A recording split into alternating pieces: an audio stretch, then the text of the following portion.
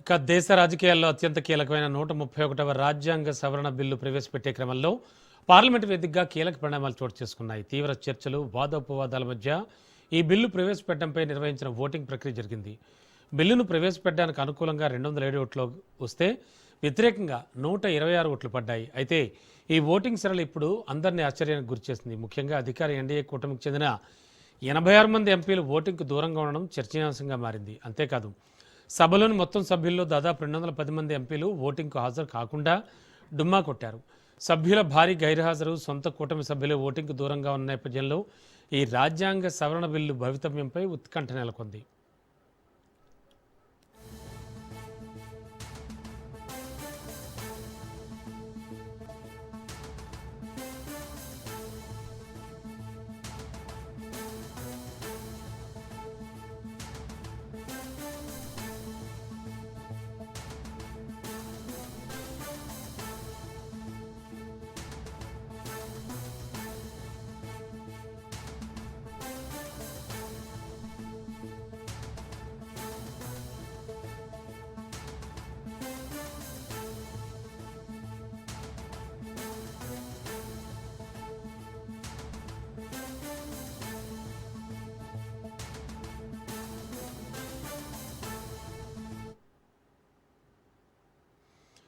ఇక ఎన్నో ఏళ్లుగా మహిళా రిజర్వేషన్ల కోసం ప్రయత్నాలు జరుగుతున్నాయి. ఎట్టకేలకు మోడీ నేతృత్వంలో 33% మహిళా కోటా అమలు కానుంది. నిజానికి దేవెగౌడ ప్రభుత్వ హయాంలో 1996 సెప్టెంబర్ 12న మహిళా రిజర్వేషన్ బిల్లును ప్రవేశపెట్టేందుకు మొదటి ప్రయత్నం జరిగింది. అప్పుడు ములాయం సింగ్ యాదవ్, లాలూ ప్రసాద్ యాదవ్ బిల్లును వ్యతిరేకించారు.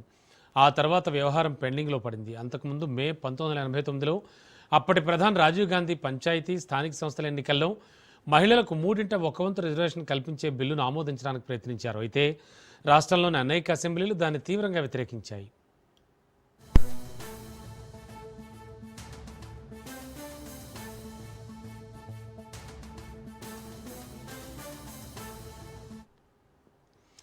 పార్లమెంట్, రాష్ట్రాల శాసనసభల్లో మహిళల భాగస్వామ్యం నామమాత్రమే. లోక్సభలో మహిళా ఎంపీల సంఖ్య 15% కంటే తక్కువగా ఉండగా అనేక రాష్ట్రాల శాసనసభల్లో మహిళా ప్రాతినిధ్యం 10% కంటే తక్కువగా ఉంది. ప్రస్తుతం 18వ లోక్సభలో 543 మంది ఎంపీల్లో 74 మంది మహిళలే ఉన్నారు. అంటే లోక్సభలో కేవలం 13.63% మహిళా ఎంపీలు మాత్రమే ఉన్నారు. అత్యధికంగా పశ్చిమ బెంగాల్ నుంచి 11 మంది మహిళా ఎంపీలు ప్రాతినిధ్యం వహిస్తున్నారు. తృణమూల్ కాంగ్రెస్ నుంచి 38% మహిళా ఎంపీలు ఉన్నారు. ప్రస్తుతం లోక్సభలో బీజేపీ నుంచి 31 మంది, కాంగ్రెస్ నుంచి 13 మంది మహిళా ఎంపీలు ప్రాతినిధ్యం వహిస్తున్నారు.